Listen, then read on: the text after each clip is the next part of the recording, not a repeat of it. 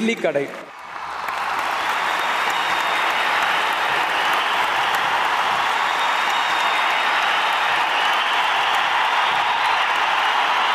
இட்லி கடை, அது என்ன இட்லி கடை, அது என்ன டைட்டில்?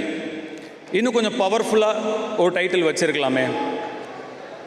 பொதுவாக ஒரு படத்தில், ஒரு சில படங்களில் அந்த ஹீரோவோட பேரே டைட்டிலாக வைப்பாங்க, இந்த ராயன் அந்த மாதிரி. இந்த படத்தோட ஹீரோ இந்த இட்லி கடை தான், அதனால தான் அந்த டைட்டில் இட்லி கடை அப்படிங்கிற டைட்டில். சரி, ஒரு இட்லி கடையை வச்சு படம் பண்ணணும் அப்படின்னு ஏன் தோணுச்சு அப்படின்னா, நான் ஸ்ரேயஸ், அப்புறம் என் கூட அஸ்வத்னு ஒருத்தர் ஒர்க் பண்ணார். நாங்கள் எல்லோரும் ஒரு மீட்டிங்காக ஃபாரின் போயிருந்தோம். மீட்டிங் முடிஞ்சோன்னா அவங்க எல்லாம் அப்படியே டின்னர் வெளில போயிட்டாங்க. நான் இல்லை, நான் கிளம்புறேன், ரூமுக்கு வந்துட்டேன். தனியாக என் ரூமில் இருந்தேன். எல்லாரையும் போல் நான் தனியாக இருக்கும்போது என்னோடய கம்பெனி இளையராஜா சார் பாட்டு தான். ஒரு இளையராஜா சார் பாட்டு அப்படியே ஓடிட்டு இருந்தது. ஒரு அழகான பாட்டு.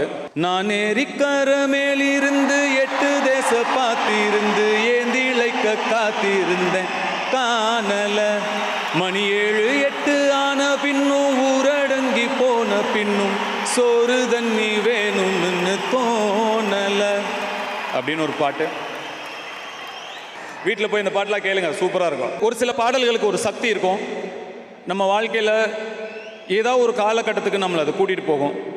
குழந்தை பருவத்துக்கோ, இல்லை ஸ்கூல் டைமுக்கோ, காலேஜ் டைமுக்கோ, அந்த மாதிரி ஏதாவது ஒரு ஞாபகத்தை கொடுக்குற ஒரு சக்தி ஒரு சில பாடல்களுக்கு இருக்கும்.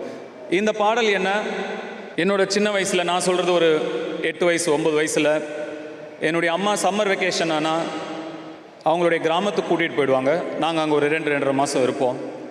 அந்த கிராமத்துக்கும் அங்கே இருக்கிற என்னோடய பாட்டி வீட்டுக்கும் இந்த பாட்டு என்னை கூட்டிகிட்டு போச்சு. அந்த கிராமத்தில் ஒரு முக்கியமான கேரக்டர், ஒரு மெயின் ரோடு இருக்கும், 2 பஸ் தான் வந்து போகும், ஒரே ஒரு கடை, அது ஒரு இட்லி கடை. எனக்கு தினம் அந்த இட்லி கடையில் எப்படியாவது இட்லி சாப்பிட்ணும். என் சைல்டுஹுட்டில் ரொம்ப முக்கியமான கேரக்டர் இந்த இட்லி கடை. எப்படியாவது டெய்லி அங்கே இட்லி சாப்பிட்ணும். ஆனால் கையில் காசு இல்லை. அப்போ என்ன பண்ணுவாங்கன்னா, அங்கே காலையில் போய் வயலில் இறங்கி பூ பறிக்க சொல்லுவாங்க. பூ பறித்து கொடுத்தோன்னா எவ்வளோ பூ பறித்து கொடுக்குறோமோ அதுக்கு தகுந்த கூலி. ஸோ நான், என் அக்கா 2 பேர், என் கசின்ஸ் ஒரு 4-5 பேர், எல்லாரும் காலங்காத்தால் ஒரு 4 மணிக்கு எந்திரிச்சு அந்த வயலுக்கு போவோம். அங்கே போய் இறங்கி பூ பறிப்போம். எவ்வளோ முடியுமோ 2-2.5 மணி நேரம் நான் ஸ்டாப்பாக பறிக்கிறது. 2.5 மணி நேரம் பறித்து முடித்தா ஆளுக்கு ஒரு 2 ரூபாய் 2.5 ரூபாய் கிடைக்கும். அந்த 2 ரூபாய் 2.5 ரூபாயை எடுத்துக்கிட்டு நேராக ஒரு தோட்டத்துக்கு போவோம். அந்த தோட்டத்தில் ஒரு பம்பு செட்டில் இறங்குவோம். அங்கே ஒரு தொட்டி இருக்கும், ஏட்டையா தோட்டம்னு ஒரு தோட்டம். அந்த தொட்டிக்குள்ளே இறங்குவோம். ஆசை தீர அங்கே ஒரு ஆட்டத்தை போடுவோம்.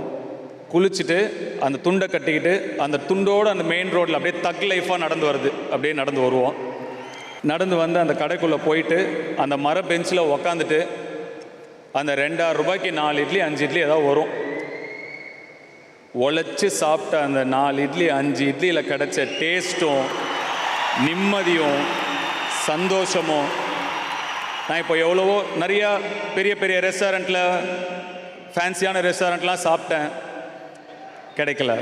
இந்த பாட்டு என்ன அந்த இட்லி கடை கூட்டிகிட்டு போகும். இப்போ நம்ம அந்த இட்லி கடைக்கு போனால் எப்படி இருக்கும்? அந்த இட்லி கடையை வச்சு ஏன் நம்ம ஒரு படம் எடுக்கக்கூடாது அப்படின்னு எனக்கு தோணுச்சு. அது அந்த கடை மட்டும் கிடையாது, அந்த கிராமத்தில் என் மனசை கவர்ந்த, என்னை பாதித்த ஒரு சில கதாபாத்திரங்கள், உண்மை கதாபாத்திரங்களும், சென்னை நாங்கள் வந்ததுக்கப்புறம் என் மனசில் ஒரு இம்பேக்ட் ஏற்படுத்தின ஒரு சில உண்மை கதாபாத்திரங்களையும் வச்சு கற்பனையான கதை இந்த இட்லி கடை.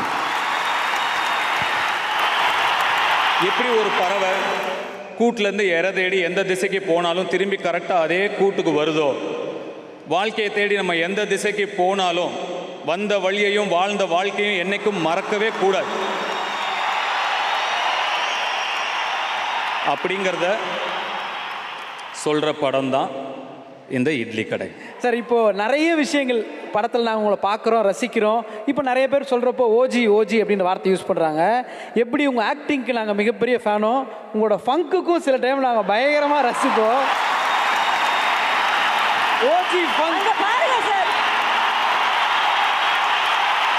உங்களோட ஃபங்க் ஸ்டைலுக்கு,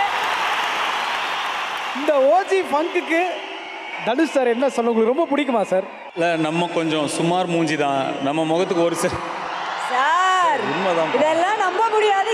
ஏத்துக்க, அங்க பாருங்க எல்லோ சட்டை, ஏத்துக்க முடியாதுங்கிறாரு. ஒரு சில ஹேர் ஸ்டைல் தான் ஸ்டாகும். அதனால் அப்போது வச்சுக்கிட்டது.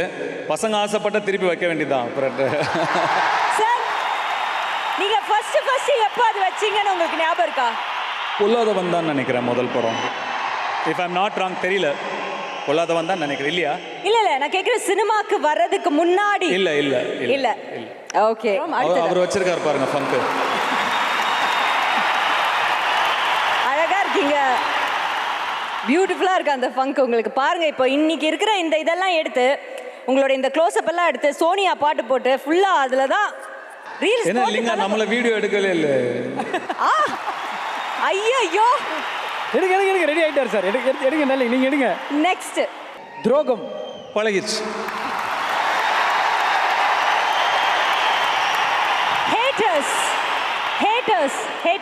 ஹேட்டர்ஸ்னு ஒரு கான்செப்டே இல்லைங்க ஆக்சுவலாக. அது வந்து அப்படி யாருமே கிடையாது. எல்லாரும் எல்லா படமும் பார்ப்பாங்க. யார் ஹேட்டர்ஸ்னால் யார் சொல்லுங்க பார்க்கலாம். அப்படி யாருமே இல்லை. ஒரு குறிப்பிட்ட ஒரு குரூப் அவங்களுடைய சர்வைவல்காகவோ ஏதோ ஒரு விஷயத்துக்காகவோ ஒரு 30 பேர் ஒரு 300 ஐடியா வச்சுட்டு பரப்புறது தான் ஹேட்டுங்கிறது. அதனால ஒன்றுமே இல்லை. அந்த 30 பேரை போய் படம் பார்ப்பாங்க. அவங்களே படம் நல்லா இருக்குன்னு அப்படி ஒரு கான்செப்டே கிடையாது. ஓகே. ஆனால் கிரவுண்ட் ரியாலிட்டியே வேற. நம்ம பசங்க களத்தில் இறங்கி களை கட்டுவாங்க. கிரவுண்ட் ரியாலிட்டியே வேற. நம்ம எப்பயும் சொல்றது தாம்மா, நமக்கு அன்பு தராங்களா, நமக்கு வெறுப்பு தராங்களா, அன்புவின் எழுச்சி தான் எல்லாமே. Super sir, fantastic. அரசியல் புரியாது. ரசிகர்கள், கடைசி வார்த்தை ரசிகர்கள்.